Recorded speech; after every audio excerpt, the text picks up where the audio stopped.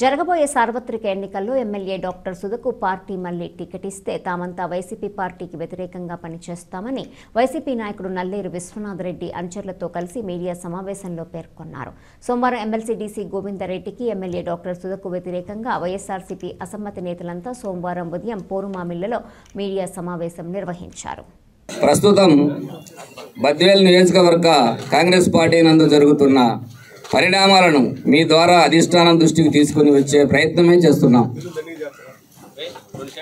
బద్వేల్ నియోజకవర్గ వైఎస్ఆర్ కాంగ్రెస్ పార్టీకి నాయకత్వం వహిస్తున్న ఎమ్మెల్సీ గోవిందరెడ్డి గారు మరియు వారి అనుచరులు వివరిస్తున్న తీరుకు నియోజకవర్గ నాయకులు కార్యకర్తలు విసిగి వేసారిపోయారు. పూర్తిగా ఒంటెద్దు పొగడలతో ఎరుస్తూ ఉన్నప్పటికీ పార్టీ భవిష్యత్తును దృష్టిలో పెట్టుకొని మేమంతా ఓపిక పట్టాం.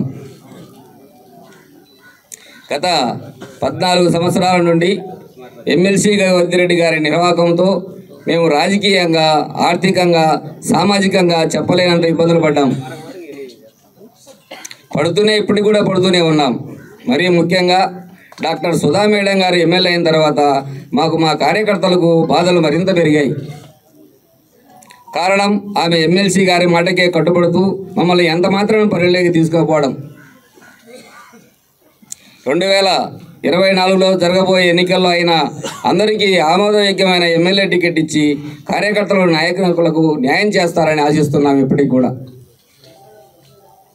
ఈ నెల 2వ తేదీన కాశీనాయన మండలంలో జరిగిన లిఫ్ట్ ఇరిగేషన్ భూమి పూజ కార్యక్రమంలో భాగంగా మాకు ఎటువంటి సమాచారం లేకపోవడంతో మేము ఈ కార్యక్రమాలకు వెళ్ళనందుకు గౌరవనీయులైన కడప ఎంపీ గారు వైఎస్ అవినాష్ రెడ్డి గారు మా నివాసంకు రావడం జరిగింది. ఈ సందర్భంగా మన ఎంపీ గారు మాట్లాడుతూ భవిష్యత్తులో జరిగే కీలకమైన విషయాల యందు అనగా బద్వేల్ తాలూకా ఎమ్మెల్యే టికెట్ అభ్యర్థి విషయంలో సందర్భం ఖచ్చితంగా మీ అభిప్రాయాలను పరిగణలోకి తీసుకుంటామని, మీ అందరి సమ్మతితో ముందుకు వెళ్తామని చెప్పడం కూడా జరిగింది.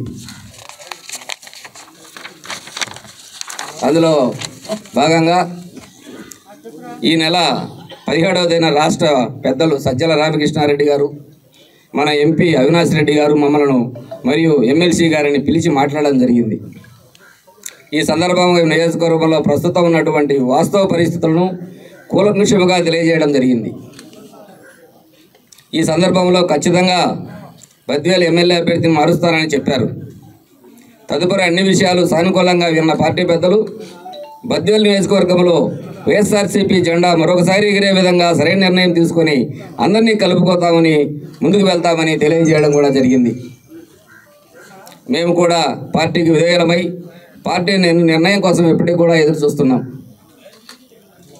ఈ నెల 24వ తారీఖున ఎమ్మెల్సీ, ఎమ్మెల్యే గారు రాష్ట్ర పెద్దలు సజ్జల రామకృష్ణారెడ్డి గారిని, ఎంపీ అవినాష్ రెడ్డి గారిని మరియు గౌరవ ముఖ్యమంత్రి వైఎస్ జగన్మోహన్ రెడ్డి గారిని కలిసినట్టుగా మీడియా ద్వారా తెలిసింది. మాకు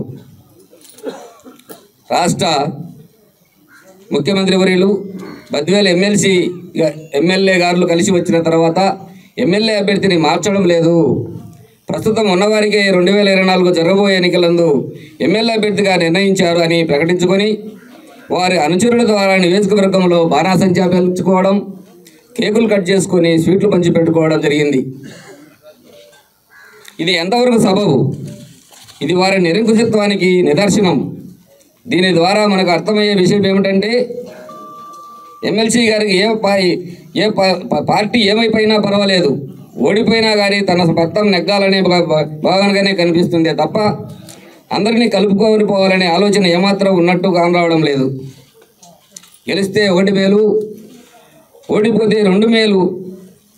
తన ఇన్ఛార్జి పదవికి ఎక్కడా పోదు, తన ఎమ్మెల్సీ పదవి ఎక్కడికి పోదనే ధీమాతో ఉన్నారు. అంతే తప్ప అందరినీ కలుపుకొని పోయి పార్టీని గెలిపించాలనే స్పృహ ఏమాత్రమూ లేదు. ఆ విధంగా ఉండిండేవాడైతే టికెట్ వచ్చినప్పుడు ఆమెకు చెప్పినప్పుడు కన్ఫామ్ అయితే మమ్మల్ని అందరినీ కలుపుకొని పోయి సర్దుబాటు చేసుకునే అవసరం ఉండేది. కానీ అలాంటి ధోరణి చేయలే ఆయన. మాకు తెలిసి ఈ విషయం అధికారికంగా ప్రకటించలేదని అనుకుంటున్నాం. ఆంధ్రప్రదేశ్ రాష్ట్ర ముఖ్యమంత్రి వర్యులు గౌరవనీయులు వైఎస్ జగన్మోహన్ రెడ్డి గారు, రాష్ట్ర పార్టీ పెద్దలు సజ్జల రామకృష్ణారెడ్డి గారు మరియు కడప ఎంపీ అయినటువంటి వైఎస్ అవినాష్ రెడ్డి గారు అందరి అభిప్రాయాలను పరిగణలోకి తీసుకొని ఎమ్మెల్యే అభ్యర్థి ఎవరనేది అధికారికంగా తెలియపరుస్తామని మేము ఆశిస్తున్నాం. ఇప్పటికి కూడా మరోసారి ఎమ్మెల్యే టికెట్ సుధా గారికి ఇచ్చే పక్షంలో మేము పనిచేసే మేము కానీ మా కార్యకర్తలు కానీ పనిచేసే ప్రసక్తే లేదు. ఈ ప్రభుత్వం ఏర్పడినప్పటి నుంచి బద్వేల్ ఎమ్మెల్యే గారు మమ్మలను మా కార్యకర్తలను అన్ని రకాలుగా ఇబ్బందులు గురి చేస్తున్నప్పటికీ గౌరవ కడప ఎంపీ అయినటువంటి వైఎస్ అవినాష్ రెడ్డి గారు ఇచ్చినటువంటి సహాయ సహకారంతో మనస్ఫూర్తిగా ధన్యవాదాలు తెలుపుకుంటున్నాను. ఆయన ఉండబట్టే కొద్దిగా గొప్ప ఇన్ని రోజులైనా కూడా మనం పార్టీలో జీవించగలుగుతున్నాం. మా పరిస్థితి కార్యకర్తలు కానీ మేము కానీ ఆ నమ్మకంతోనే బద్వేల్ నియోజకవర్గ ఎమ్మెల్యే అభ్యర్థిత్వం గురించి నిర్ణయం తీసుకునే ముందు మా విన్నపాలను మా అభ్యర్థనలను పరిగణలోకి తీసుకొని అధికారికముగా అందరికీ ఆమోదయోగ్యమైనటువంటి నిర్ణయం తీసుకుంటామని మనసా వాచా కోరుకుంటున్నాను. ఆమెకు చాలాసార్లు ఆయన కానీ ఆయన బంట్రోదులు కానీ ఆయన వ్యవహరిస్తున్న ఆఫీస్ తీరును బట్టి ఎక్కడా మా కార్యకర్తలందరికీ ఈ 4-5 మండలాలలో ఎక్కడా పనులు జరగనేయడం లేదు. ఈ సందర్భంలో మేము ఎమ్మెల్యే గారికి చాలాసార్లు అభ్యర్థించాం, అమ్మా వాళ్ళకు మాకు సరిపోకపోవచ్చు, మీ ఆయనకు చేసినాం, మీకు చేసినాం, కష్టపడి అత్యధిక మేరకు గెలిపించాం, సొంత డబ్బులు పెట్టుకొని కూడా చేశాం. కాబట్టి మీరు బ్యాలెన్స్ మెయింటైన్ చేసుకోకపోవాలా. ఒకవేళ బ్యాలెన్స్ మెయింటైన్ చేసుకోకపోతే మేము ఇబ్బందులు పడతాం. జరగబోయే రోజుల్లో మీకు సపోర్ట్ చేసే పరిస్థితి కూడా ఉండదు. మీరు అవసరమైతే హైకమాండ్ ముఖ్యమంత్రి వర్యులకు కానీ అదేవిధంగా ఎంపీ అవినాష్ రెడ్డి గారికి కానీ చెప్పి సర్దుబాటు ధోరణికి మార్గం చూడమ్మా, భవిష్యత్తులో బాగుంటుందని చెప్పారు. ఆమె ఎట్టి పరిస్థితుల్లో కూడా నేనేం చేయలేనన్నా నిస్సహాయరాలని, నేను లెటర్ ప్యాడ్ కూడా ఇవ్వలేను, గోవిందరెడ్డి సార్ ఏది చెప్తే అది చేస్తాను అని చాలా సందర్భాల్లో చెప్పడం జరిగింది ప్రమాణ సాక్షిగా. ఒక లెటర్ ప్యాడ్ గురించి ఒక దేవలం వరికుంట్ల టెంపుల్, కాశీనాయన మండలం కేశనాయన టెంపుల్కు royalty just like royalty amount పట్టుకోకుండా చెక్ పోస్ట్కి ఒక లెటర్ ఇమ్మన్నాం టీడీ గారి ద్వారా. టైప్ చేయించుకొచ్చిన తర్వాత సార్ నన్ను అడుస్తున్నా, నేను లెటర్ ఇవ్వలేననేది. సరే ఓకే, మీరు చెప్పినట్టు మహిళ అన్నీ చెప్పారు, మళ్ళీ సర్దుకొని చేస్తాం. మళ్ళీ ఏమైనా ఇండివిజువాలిటీ ఇస్తుంది అయితే నాకైతే నమ్మకం లేదు. మళ్ళీ అక్కడికే పోయి స్వయంగా రాజు పరిపాలిస్తే పర్లే, అక్కడ రాజు చేతిలో కూడా రాజ్యాధికారం లేదు.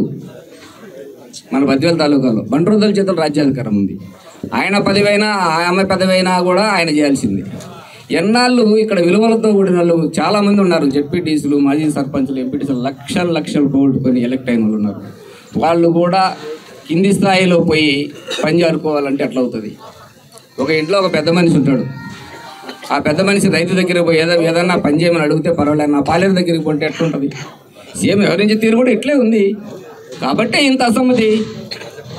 ఈరోజు పాలకపక్షంలో ప్రతిపక్షం వాళ్ళు ఏదో ఒక ఎమ్మెల్యే టికెట్ అనౌన్స్ చేసినారు అంటున్నారు. ఈ సందర్భంలో ఇంతమంది ఎంపీటీసీలు, ఇంతమంది జెడ్పీటీసీలు, ఇంతమంది సర్పంచులు, ఈ సాధ్యమైతే అవి పాసిబుల్ చెప్పండి. సాధ్యమైతే ఎవరన్నా వస్తారా? అధికారం ఇండి పెట్టుకొని ఒక సర్పంచ్ బయటికి రావాలంటే రాలేరు. ఇల్లే కాదు, మీకు తెలియదు, ఇంతకు 2 జనాలు ఉన్నారు. పొరపాటు జరిగితే ఇంతకు 2 జనాలు ఉన్నారు. కాబట్టి మేము హైకమాండ్ కూడా కోరేది ఏంటంటే దయ ఉంచి సరైన నిర్ణయం తీసుకోండి. జరగబోయే పరిణామాలకు నేను బాధ్యత కాదు.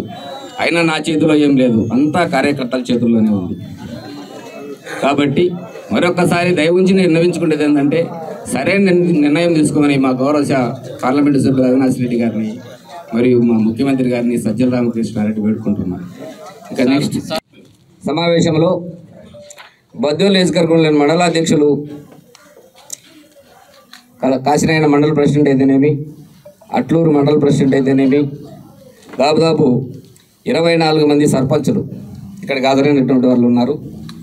20 మంది ఎంపీటీసీలు ఉన్నారు, మాజీ ఎంపీపీలు ఉన్నారు, మాజీ జెడ్పీటీసీలు ఉన్నారు. తర్వాత ఇక్కడికి వచ్చినట్టు వారి మాజీ సర్పంచులు, వైఎస్ఆర్ కాంగ్రెస్ పార్టీ బూత్ కన్వీనర్లు, దాదాపు ఇక్కడికి ఒక 400 మంది లీడర్లు రావడం జరిగింది. వాళ్ళందరికీ మేమందరము ఏకస్థలమై మా విన్నపాన్ని మీ ద్వారా పార్టీ పెద్దలకు సవినయంగా విన్నవించుకుంటున్నాం.